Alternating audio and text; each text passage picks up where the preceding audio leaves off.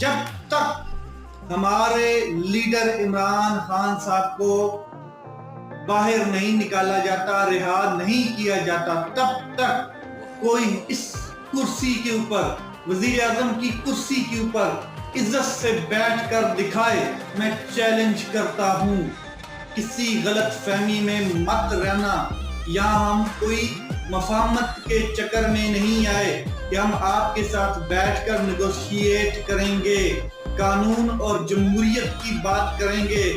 جس طریقے سے آپ آئے ہیں یہاں پر مینڈیٹ چوری کر کے، یہ آدھا ایوان جو ہے وہ مینڈیٹ چوری کر کے یہاں پر بیٹھا ہوا ہے۔